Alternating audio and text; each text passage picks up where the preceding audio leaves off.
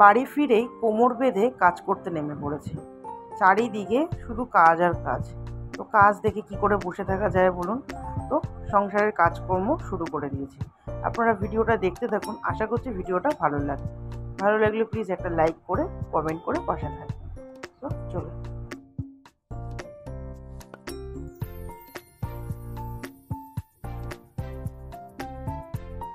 এখানে প্রভু একটা অনলাইনেই অর্ডার দিয়ে ফ্রিজের স্ট্যান্ড আনিয়েছে। তো স্ট্যান্ডটা তো আমার খুব একটা পছন্দ হয়নি, কিন্তু প্রভু যেহেতু আনিয়েছে তো দেখা যাক স্ট্যান্ডটা কীরকম হবে। তো আমার মনে হয় না এটা ডবল ডোরের জন্য খুব একটা ভালো হবে বলে। তো লাগিয়ে দেখি কি হয় না হয়, তারপর নয়তো রিটার্ন করে দেবো। প্রভু বললে রিটার্ন করে দেওয়ার পলিসি রয়েছে, মানে রিটার্ন করা যাবে। তো দেখা যাক, লাগিয়ে যদি মনে হয় যে না ঠিকঠাক তাহলে লাগাবো। প্রভু বললো যে এটা মানে কত লিটারের হয় না ফ্রিজ, তো সেই লিটার অনুযায়ী নাকি আনানো হয়েছে অর্ডার দিয়ে। কিন্তু একটা জিনিস হয় না, দেখলে বোঝা যায় কতটা শক্তপোক্ত। তো আমারও ঠিক মনে হলো না খুব একটা শক্তপোক্ত বলে। তো জানি না কীরকম হবে। তো আজকে লাগাবো, লাগিয়ে আপনাদের সাথে শেয়ার করব যে কীরকম কী।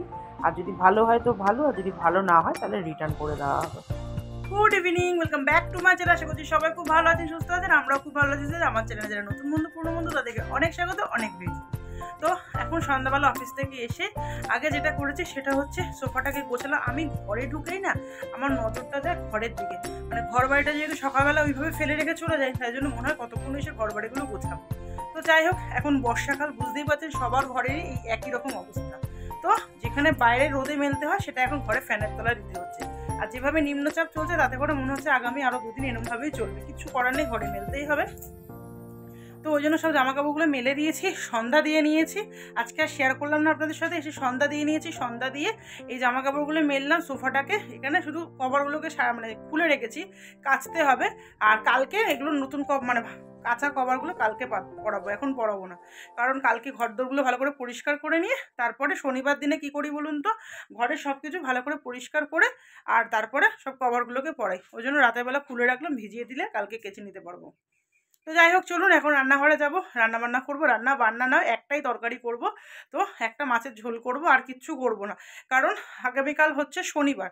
তো শনিবারে সেরকম একটা খুব একটা রান্নাবাড়ি করি না যেহেতু, সেই জন্য রান্নাঘরে রয়েছে রূপচাঁদ মাছ। রূপচাঁদ মাছের ঝোল করব।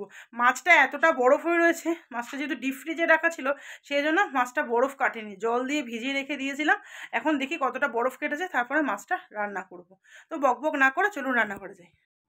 প্রভু এদিকে স্ট্যান্ডটা লাগাবে বলে মনে হলো যে না, স্ট্যান্ডটা যেহেতু লাগানোর আছে তো সেই জন্য আগে ফ্রিজটা একটু পরিষ্কার করে নিই। তো সেই জন্য প্রভু এখানে ফ্রিজটা পরিষ্কার করতে লেগে পড়েছে। কারণ আমার তো ওদিকে রান্নাবান্না রয়েছে, রান্নাবান্না করতে হবে। তো প্রভু বললো তুমি রান্নাবান্না করো আর আমি তো তখন ফ্রিজটা পরিষ্কার করে নিই। কভারটা চেঞ্জ করে দাও হয়ে গেলে তারপরে দুজনে মিলে ধরে ফ্রিজটা স্ট্যান্ডটা লাগাতে পারবো। কারণ প্রভুর একার পক্ষে সম্ভব না, আমারও একার পক্ষে সম্ভব না। দুজনে মিলে না ধরলে এই স্ট্যান্ডটা লাগানো খুবই মুশকিল। তো যাই হোক, প্রভু এদিকে এটা পরিষ্কার করুক, আর এই স্ট্যান্ডটা এখানে রয়েছে। তো প্রভু লাগাবে আর আমি কি রান্না বান্না করবো চলুন আজকে আপনাদের দেখাই। চলুন আপনাদের দেখা কি মাছ রান্না করব। এই যে রূপচাঁদ মাছ জল দিয়ে ভিজিয়ে রেখেছি, আর কচুর লতিটা করব বলে বের করেছি। এখন জানি না কচুর লতিটা করবো কিনা। কচুর লতিটা করবো,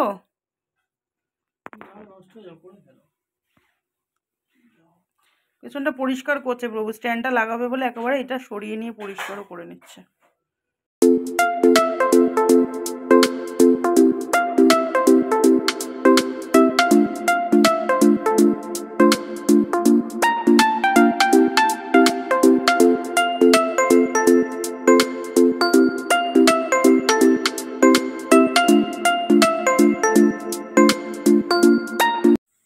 রান্না এখনো হচ্ছে, ওদিকে কচুর লতিটা বসিয়ে দিয়েছি, আর এদিকে এখন ফ্রিজটা পরিষ্কার চলছে। ফ্রিজটা পরিষ্কার করলো, ফ্রিজের পিছনে জল জমেছিল সেগুলো পরিষ্কার হলো। এখনো এই যে কোথায় গেল স্ট্যান্ডটা, ঘরে নিয়ে গেছে। স্ট্যান্ডটাকে এবার লাগাবো, তরকারিগুলোকে বসিয়ে দিয়ে হাতটা ফাঁকা হবে, তারপরে স্ট্যান্ডটা লাগাতে পারবো। এই যে কচুর লতিটা রান্না করছি। রূপচাঁদ মাছের মাথা ছিল সেটা দিয়ে পেঁয়াজ রসুন দিয়ে কষিয়ে দিচ্ছি। হাতের সামনে যা পাই আমি তাই দিয়ে সব কিছু রান্না করে নিই। বললাম মাথা রয়েছে যখন, ইলিশ মাছের মাথা না হোক, রূপচাঁদ মাছের মাথা ছিল সেটা দিয়েই কচুর লতি বসিয়ে দিয়েছি। আর এখানে মাছের মশলা কষানো চলছে। এই যে মাছ ভেজেছি, আলু ভেজেছি, তো মশলাটা কষিয়ে নিই, ব্যাস কষিয়ে নিয়ে জল ঢেলে দিলেই হয়ে যাবে।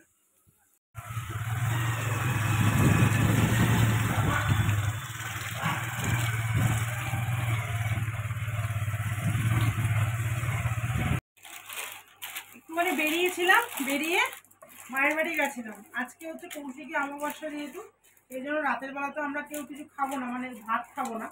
সেই জন্য মায়ের বাড়িতে আজকে করেছে মা ছোলার ডাল আর লুচি। তো ওই জন্য ঘরে আর আমরা আলাদা করে কিছু রাতের জন্য করিনি। মায়েদের বাড়ি গেছিলাম, গিয়ে ওই ছোলার ডাল আর লুচি নিয়ে চলে এসেছি। আর ঘরে একদম চানাচুর ছিল না, তো আসার সময় একটু চানাচুরও নিয়ে এলাম। কারণ সন্ধ্যাবেলা অফিস থেকে এসে না তখন একটু চানাচুর দিয়ে মুড়ি খেতে ইচ্ছা করে। কিছু থাকুক আর না থাকুক, মুড়ি চানাচুর ঘরে থাকলে সন্ধ্যার টিফিন কিন্তু বাঙালিদের হয়ে যায়। তার সাথে যে পেঁয়াজ আর কাঁচা লঙ্কা তেল দেওয়া যায়। যাই হোক, এবারে খেতে বসবো। ঘড়ির কাঁটায় 11টার ছুঁই ছুঁই। তো এখানে বাবানকে আগে খেতে দিয়ে দিই।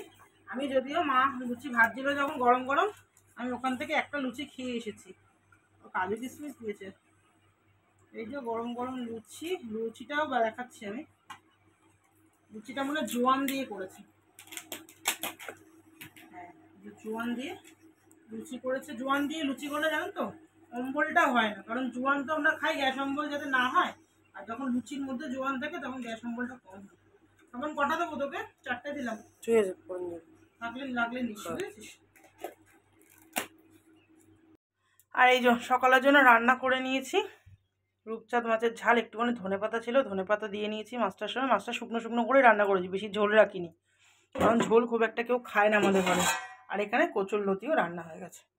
তো এই দুটো গ্যাসের ওপরেই থাকবে, সকালবেলা আবার গরম করব, করে তারপরে আমি অফিসে নিয়ে যাব। আর ওটা দুজনে দুপুরবেলা খাবে।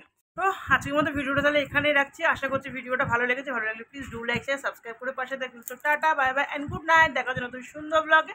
সবাই ভালো থাকবেন, সুস্থ থাকবেন।